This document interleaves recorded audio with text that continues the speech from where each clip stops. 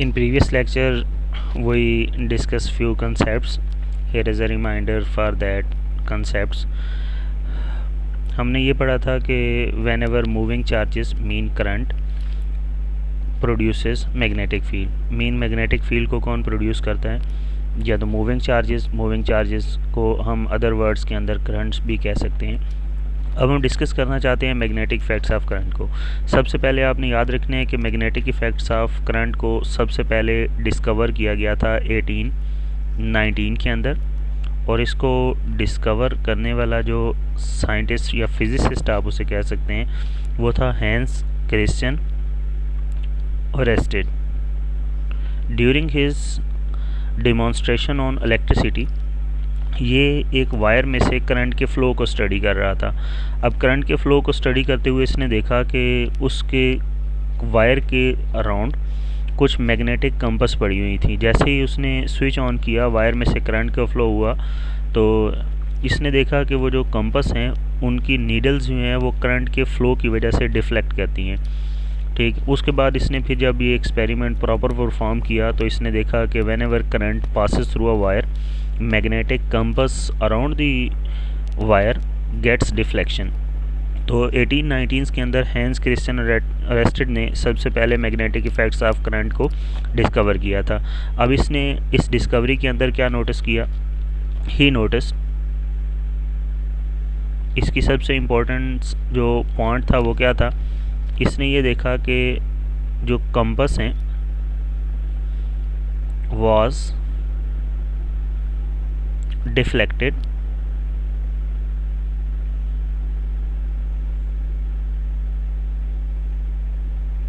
when brought near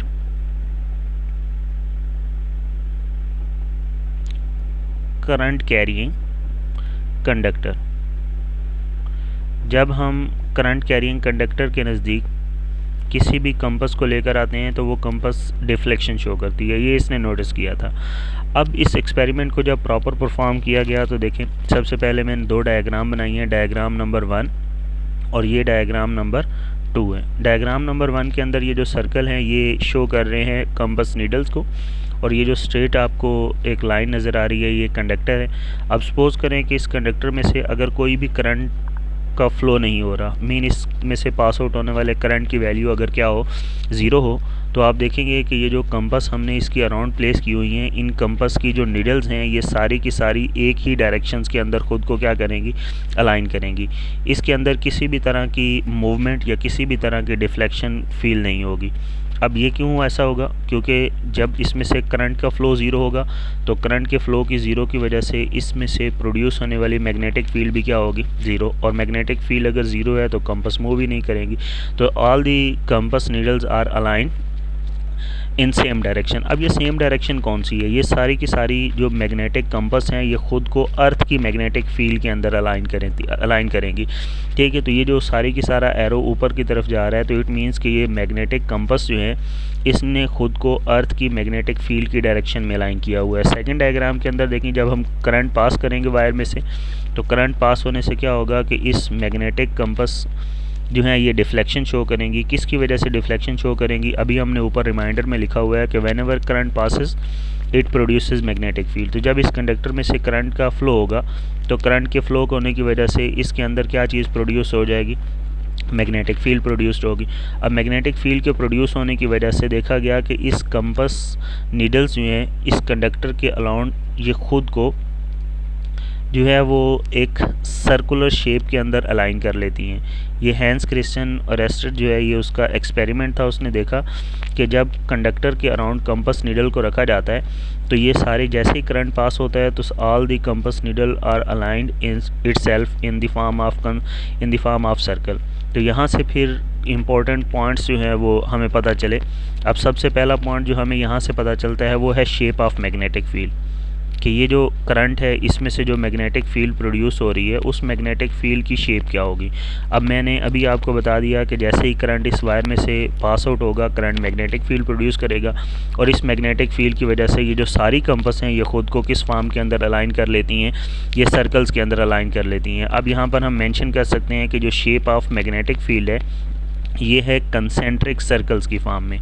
अब यहाँ पर मैंने एक वर्ड यूज़ किया है कंसेंट्रिक। कंसेंट्रिक में से ये जो को होता है इसको हम सेम कहते हैं। तो ये ऐसे सर्कल्स होंगे जिनका सेंटर क्या होगा, ये सेम होगा। अब इसका मतलब ये नहीं है कि ये सिर्फ मैग्नेटिक फील्ड एक सर्कल की फॉर्म में बनेगी, मैग्नेटिक फील्ड यहाँ पर भी होगी और वो भी किसकी फॉर्म में होगी, ये सर्कल की फॉर्म में होगी। अब ये जो सेकंड सर्कल बनेगा इसका जो सेंटर होगा ये सेंटर यही कंडक्टर ही रहेगा। तो देखिए ये जो फर्स्ट सर्कल था ये वाला, इसका सेंटर भी ये कंडक्टर है। तो ये जो सेकंड मैग्नेटिक फील्ड क्रिएट हो रही है यहाँ पर थोड़ा सा अवे इससे, तो यहाँ पर अगर आप कंपास रखेंगे तो यहाँ पर भी कंपास खुद को किसकी फॉर्म में अलाइन कर लेंगी, सर्कल। तो ये जो सेकंड पॉइंट पर कंपास हैं ये भी मैग्नेटिक फील्ड को सर्कल की फॉर्म में शो करेंगी और इन सर्कल्स का जो सेंटर है वो ऑलवेज क्या रहेगा, ये कंडक्टर ही रहेगा। इसीलिए हम कह रहे हैं कि मैग्नेटिक फील्ड की जो शेप है वो किसकी फॉर्म में होती है, कंसेंट्रिक सर्कल्स की फॉर्म में होती है। और ये सर्कल्स किसके अराउंड होते हैं, ये इस कंडक्टर के अराउंड होते हैं। तो ये तो हमने शेप ऑफ मैग्नेटिक फील्ड के बारे में डिस्कस कर लिया। नेक्स्ट अगर हम देखना चाहें कि ये जो मैग्नेटिक फील्ड है इसकी डिपेंडेंस किस पर होती है, ठीक। अब इसकी डिपेंडेंस को चेक करने के लिए अब सबसे पहले मुझे ये बताएं मैग्नेटिक फील्ड किसने प्रोड्यूस की है। तो मैग्नेटिक फील्ड को प्रोड्यूस करने का सबसे मेजर फैक्टर हमने ऊपर मेंशन भी किया हुआ है कि करंट जो है ये प्रोड्यूस करता है किस चीज़ को, मैग्नेटिक फील्ड को। तो सबसे पहला पॉइंट में तो हम ये लिखेंगे कि ये जो मैग्नेटिक फील्ड है, मैग्नेटिक फील्ड प्रोड्यूस्ड किसकी वजह से प्रोड्यूस्ड होती है, ओनली ड्यू टू करंट। अगर करंट फ्लो करेगा तो मैग्नेटिक फील्ड होगी, करंट ज़ीरो होगा तो मैग्नेटिक फील्ड भी क्या होगी, ये ज़ीरो होगी। नेक्स्ट बहुत इंपॉर्टेंट पॉइंट, और ये मैं पॉइंट जो है वो इंडियन ऑथर्स की बुक में से ये मैंने पॉइंट जो है वो नोट किया है, बहुत इंपॉर्टेंट पॉइंट है कि ये जो साइज़ ऑफ मैग्नेटिक फील्ड है, साइज़ एंड शेप ऑफ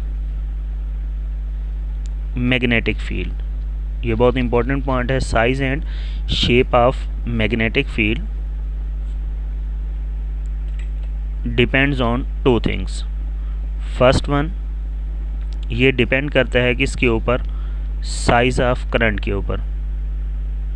ये डिपेंड करेगा किसके ऊपर, साइज़ ऑफ करंट। तो आप इसको अंडरस्टैंड करने के लिए ये भी ज़हन में रख सकते हैं कि मैग्नेटिक फील्ड बी का करंट आई के साथ कौन सा रिलेशन है, डायरेक्ट। जब करंट इंक्रीज़ होगा तो मैग्नेटिक फील्ड भी क्या होगी, इंक्रीज़ होगी। करंट डिक्रीज़ होगा तो मैग्नेटिक फील्ड भी क्या होगी, ये डिक्रीज़ होगी। नेक्स्ट हमारे पास जो फैक्टर है वो है size and shape of magnetic field depends on the shape of conductor. अब ये जो साइज़ ऑफ मैग्नेटिक फील्ड है ये शेप ऑफ कंडक्टर पर कैसे डिपेंड करती है, अब ज़रा इस बात को हम एलेबोरेट करते हैं। इसकी एक्सप्लेनेशन जो है वो मैंने क्लास 10th में से चैप्टर नंबर 15 को थोड़ा सा इंट्रोड्यूस करूँगा यहाँ पर।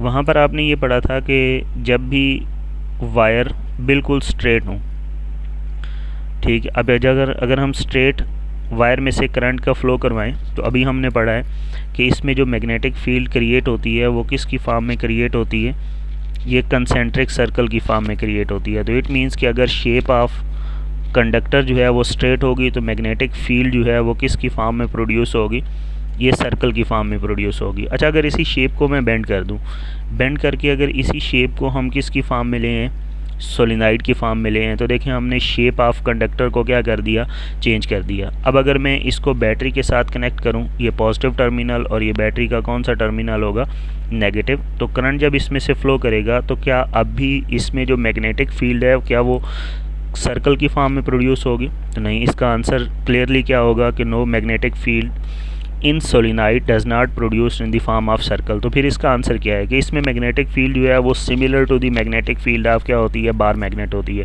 मीन्स इसका ये वाला एंड नॉर्थ पोल बन जाएगा और ये वाला एंड क्या बन जाएगा, ये साउथ पोल बन जाएगा। अब इसकी मैग्नेटिक फील्ड जो है उसकी शेप क्लियरली क्या होगी, चेंज हो जाएगी।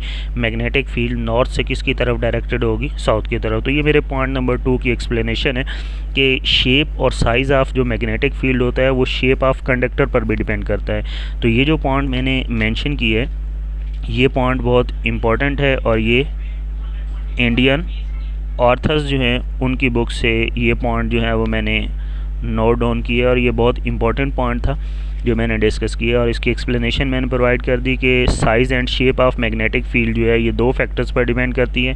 करंट इंक्रीज़ करेंगे मैग्नेटिक फील्ड इंक्रीज़ होगी, करंट डिक्रीज़ करेंगे तो मैग्नेटिक फील्ड जो है वो क्या होगी, वो डिक्रीज़ हो जाएगी। अच्छा, ये तो हमने पॉइंट्स देख लिए, इसकी डिपेंडेंस भी चेक कर लिया। अब आ जाते हैं कि ये जो मैग्नेटिक फील्ड की डायरेक्शन है इसको हम चेक कैसे करेंगे। मैग्नेटिक फील्ड की डायरेक्शन को फाइंड करने के लिए वैसे अगर हम पाकिस्तानी बुक्स में देखें तो हमें सिर्फ एक ही रूल जो है वो पढ़ाया जाता है, वो है right hand thumb rule, direction of magnetic field. लेकिन यहाँ पर मैं एक और रूल भी ऐड ऑन करूँगा, direction of magnetic field. Direction of magnetic field को फाइंड करने के लिए हमारे पास 2 रूल्स हैं। एक को हम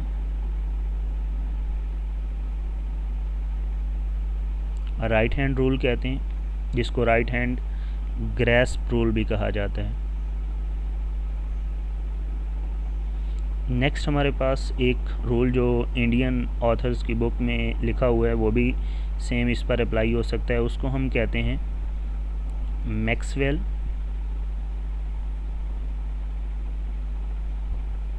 कॉर्क रूल, या इसको कॉर्क स्क्रू रूल भी कहा जाता है। और ये भी आपने याद रखना है कि this will apply bye right hand.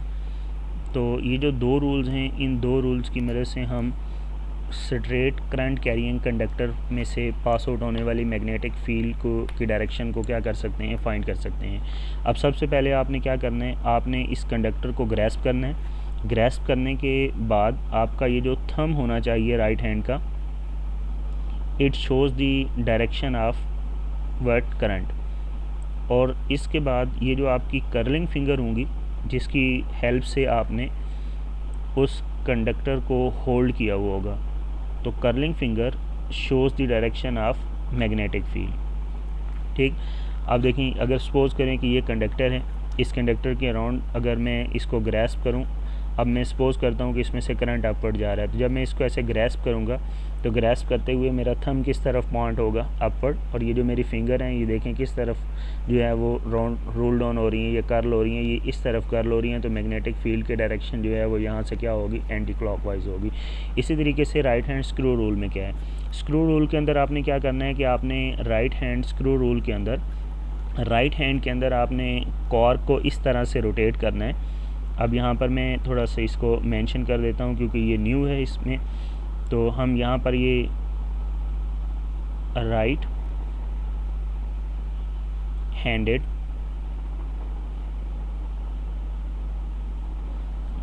Cork screw is rotated, आप उसको क्या करें, रोटेट करें। किस तरह से रोटेट करें, सो दैट कि वो जो स्क्रू है वो मूव करे in the direction of current.